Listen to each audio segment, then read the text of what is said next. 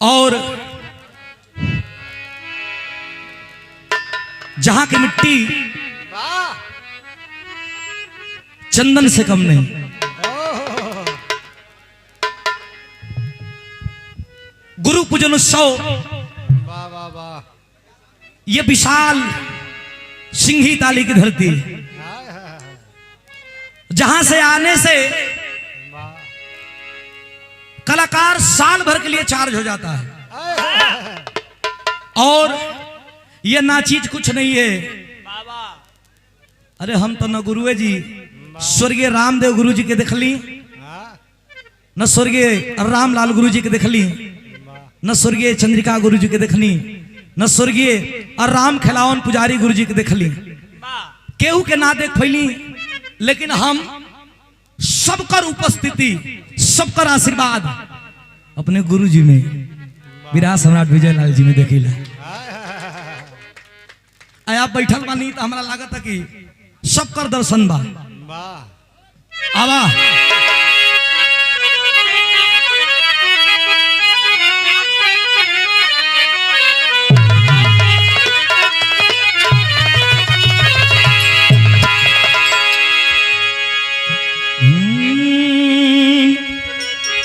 हो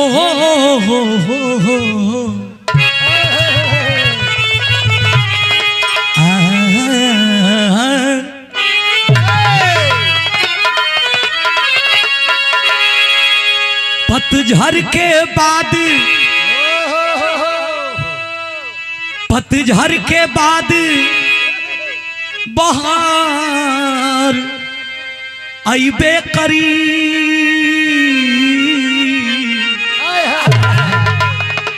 जीरो वाले बाबू फिर हंसइबे करी। अरे दूर तोहरा नजरिया से जात बान्यो, बाकी तोहरो मन कसम सइबे करी।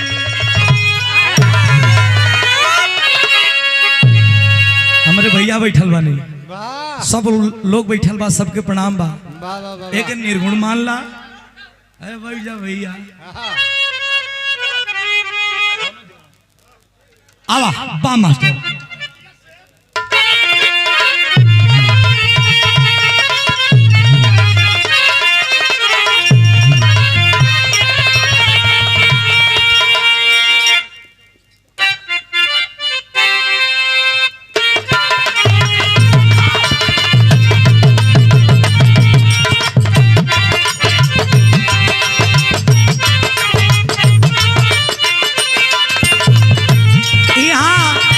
कांटा से डर नहीं खे, यहाँ फूलवे से डर। कैसे कहीं सब पे अपने बा। हम सोचता नहीं कि आज रवीना रंजने का सही है। अरे कोनो दीनवा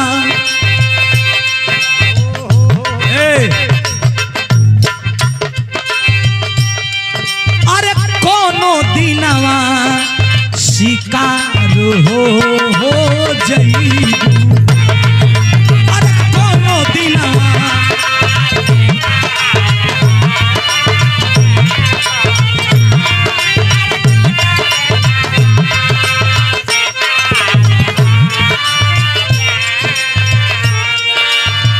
कोनो दिनवा शिकार हो जईबू। कोनो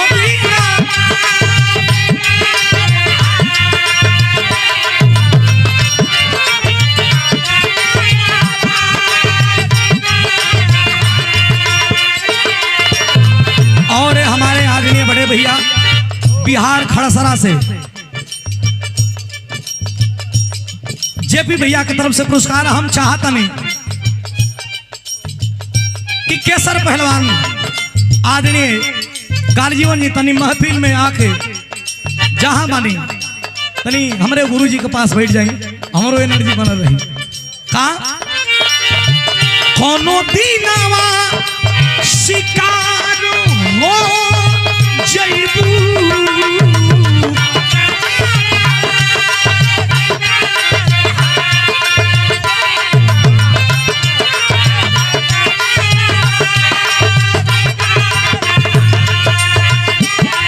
गुरुजी अरे कोनो दीनवा शिकार हो जइबू, अरे हमसे मिलब, अरे हमसे मिलब, अरे हमसे मिलब हमारो हो,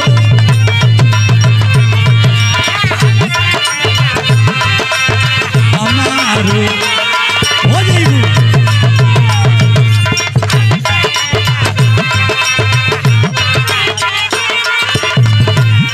और रामचंद्र यादव गाय घाट जिला गाजीपुर एक शानदार 200 रुपया कोट कोट प्रणाम, सभी इनके प्रणाम पहुंचे। हमारे जेपी भैया अरे वाह पुरस्कार दिले बानी। कोनो दीनवा शिकार हो जइबू,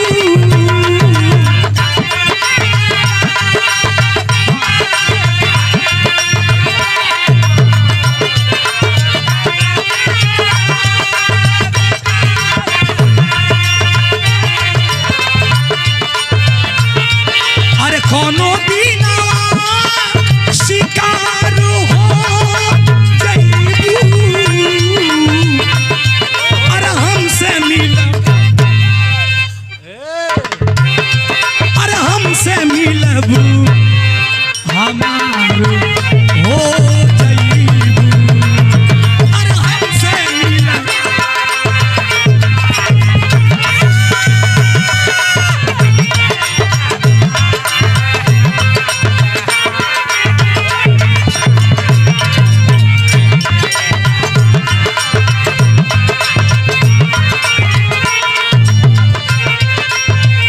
और ये पुरस्कार नहीं है, आदरणीय हमारे गुरुजी बिरहा सम्राट फिल्म अभिनेता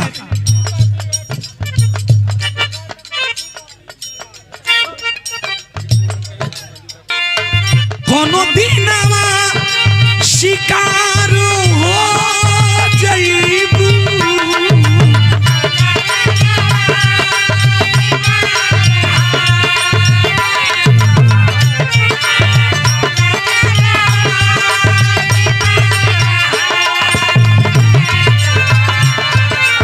हम चाहते हैं कि जब गुरुजी आगे हो तो अगली लाइन यह गाओ।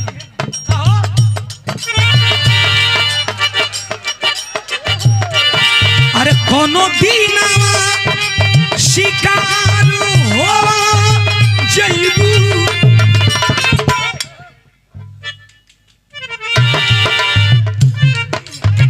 कौनो दिनवा शिकार हो जइबू, कौनो दिनवा शिकार, कौनो दिनवा शिकार हो जइबू, दिल के हमरा,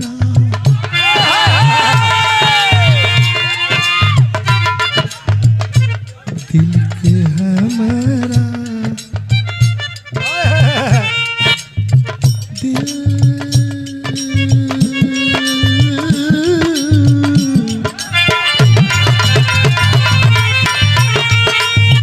दिल के हमरा दोबारा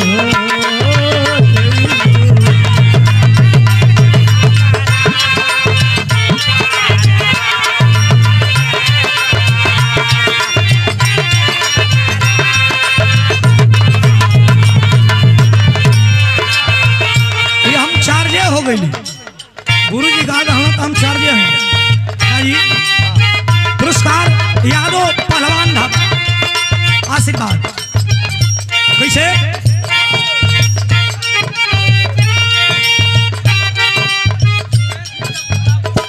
सुरेश यादव प्रतापगढ़ की धरती से पुरस्कार कोट कोट प्रणाम सब इनका प्रणाम है। कैसे?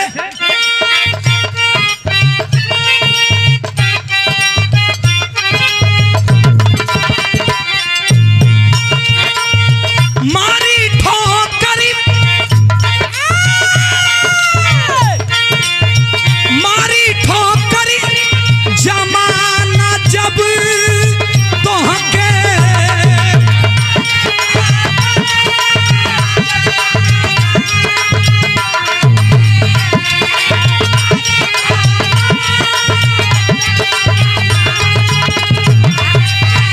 और हमरे सी प्रसाद भैया, अरे वाह, राम खेलावन पुजारी गुरुजी कहले रहलन कि हमार 3 बेटवा, हमार बड़का बेटा विजय लाल, उनकरे बाद हमार सी प्रसाद और सबसे छोटका जानी हमरे आनंद भैया। कोट कोट प्रणाम, शानदार 200 रुपया पुरस्कार, कोट कोट प्रणाम, सब हिंद का प्रणाम है।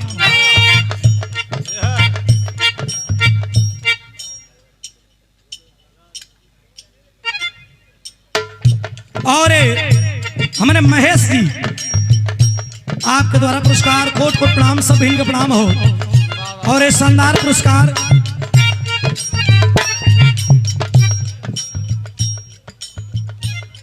और ये संजय भैया हमारे पुरस्कार दिल बनी शानदार 200 रुपया, धानापुर चंदौली, बरहुआ वीर बाबा कमेटी।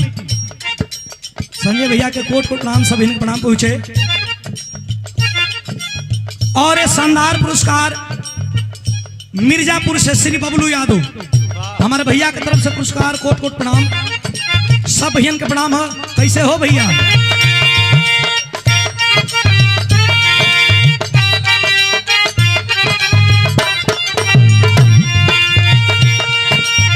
मारी ठोकरी जमाना जब तोहका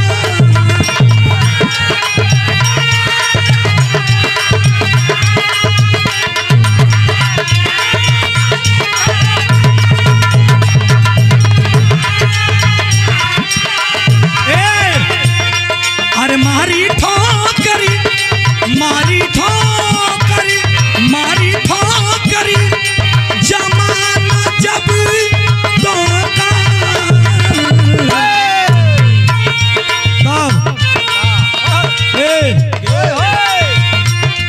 अरे हमारे गरवा क्या हुआ? अरे हमारे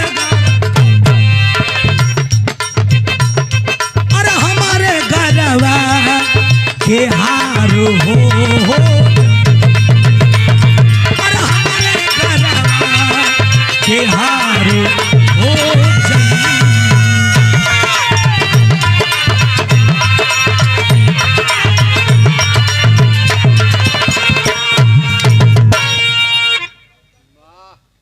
और छोटू लाल यादव, भक्त सिंह, दिलदार नगर, पुरस्कार शानदार, बहुत बहुत धन्यवाद। बड़ी कलाकार बना। अब हमारा समय अब दूसरा करे, बहुत बहुत धन्यवाद।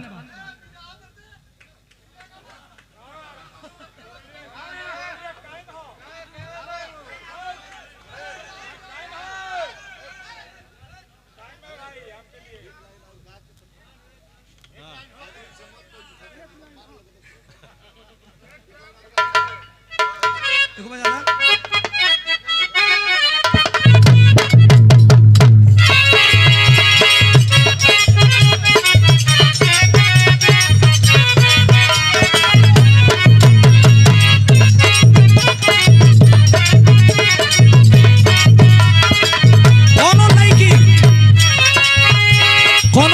उम्र 17 वर्ष, लड़का को उम्र 23 वर्ष, एकदम नई लांच हो। लड़किया कहत दिया का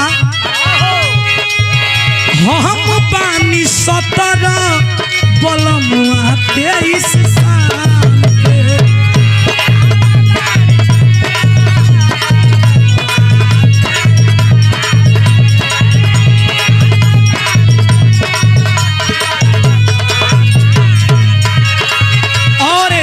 अभी अभी आप लोगों ने प्रस्तुति सुना हमारे छोटे भाई और डॉक्टर श्री मन्नू यादव जी के भतीजा, आपके द्वारा निखिल यादव, आपके द्वारा पुरस्कार हमारे भैया के बहुत बहुत धन्यवाद, सब बहन को प्रणाम हो। कैसे कैसे भैया हम बानी 17 बलमुआ 23 साल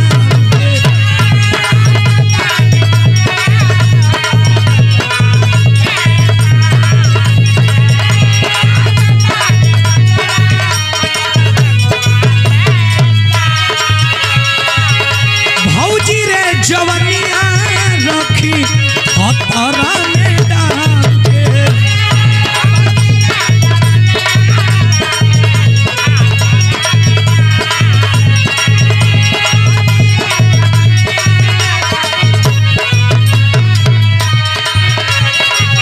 केतनो नीमन होई, आई देखें एकदम आई हो, केतनो नीमन होई तो सतैबे नुकरी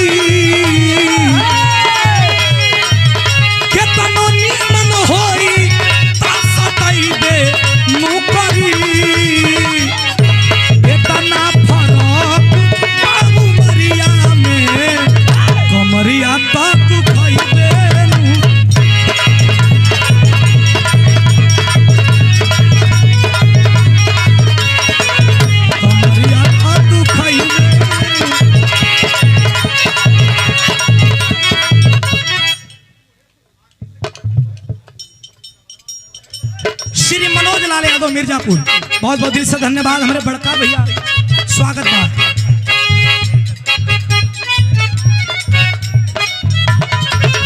अरे भैया कुल गुरुजी मना कर दिलो हमके, हिला ले बच्ची तन्नी सा एकदम मना हो गए। हमारा हाई कमान से हमारा चाबी अंठाला और ये से ऑफ होला।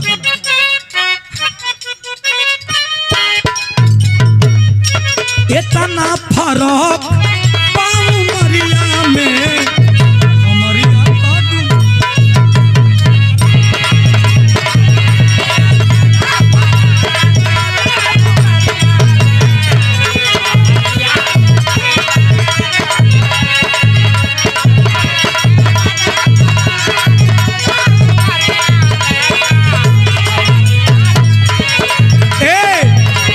इतना फरक पाऊं मरिया में।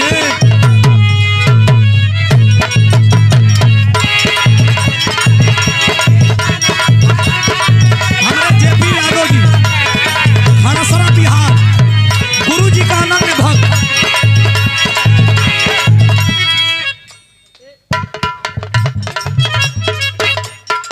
आप धन्यवाद धन्यवाद, देखा ठीक है, सबके प्रणाम हो, बहुत बहुत धन्यवाद।